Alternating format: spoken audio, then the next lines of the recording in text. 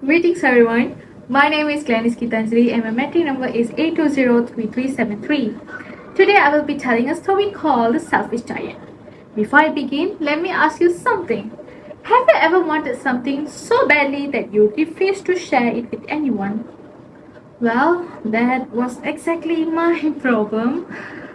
My name is The Selfish Giant and this is the story of how I lost my spring and found my heart. Many years ago, I owned a beautiful garden. The grass was soft and green. Peach trees blossomed every spring with the pink and white flowers. Birds sang from the branches and children loved to play there after the school. Every afternoon, the garden was filled with laughter. The children would climb the trees, run across the grass, and they play happily together. And the garden seemed happiest when they were there. But one day, everything changed. You see, I had been away for 7 years visiting my friend at the Cornish Oak. When I finally returned home, I was shocked to find children everywhere in my garden. One was climbing a tree, another was lying on the grass, others were laughing and playing. Immediately, I became angry. What are you doing in my garden? I roared. The frightened children ran away at once. My garden is my own garden, I said. I will allow nobody to play here except myself. The next day, I built a huge wall around the garden and placed a sign that read, "Trespassers will be prosecuted."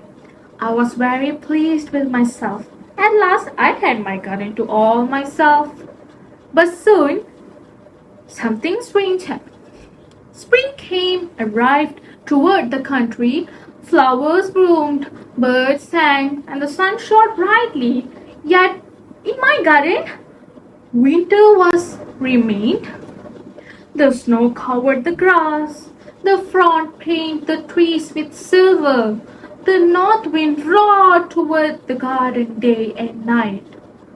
Weeks passed, 10 months, but still the spring never came.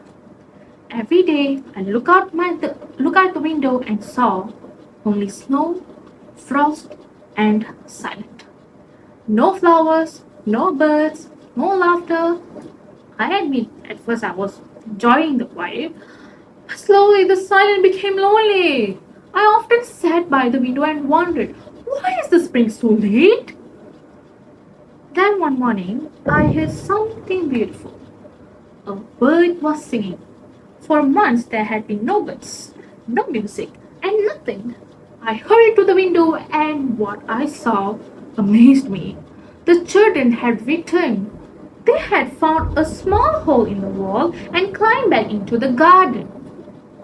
And whenever the children played, the spring returned. The trees blossomed, the flowers appeared, birds sang once again, and the garden was alive.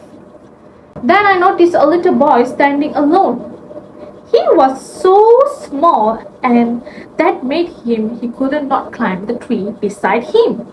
Again and again he tried, again and again he fell. Then he began to cry. As I watched him, something changed inside me. For the first time I understood. The winter had remained because of me, because I had driven away the children, because I chose selfishness instead of kindness. Quietly, I walked into the garden. The children saw me and ran away, but the little boy did not. He was still crying. Gently, I picked him up and placed him into the tree. Immediately, the tree burst into blossom. Birds began singing. Flowers bloomed everywhere. Then the little boy smiled and kissed me on the cheek. No one had ever done that before. And at the moment my heart changed. I knocked down the wall. Every stone, every brick was gone. From that day onward, the children are welcome in my garden. And those became the happiest years of my life. But there was one thing that made me sad. The little boy had never returned. I looked for him everywhere. I asked the children, but nobody knew where he lived. Years passed. I grew older. My hair turned white. My strength faded. Yet I never forget the little boy. Then one winter morning, many years later, I saw him again. He was standing beneath the tree covered with beautiful white blossoms.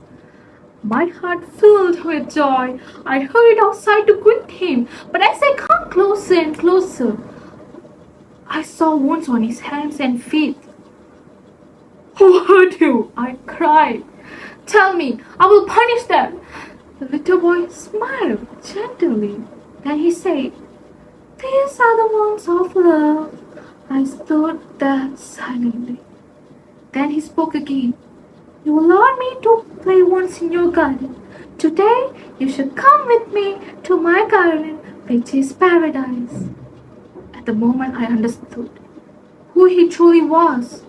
That afternoon, the children found me lying peacefully beneath the tree covered with white blossoms. And that is the story of how selfish a giant learned that happiness cannot be found by keeping others out. Because a garden without children is only a garden, but a heart without kindness is always winter. Thank you.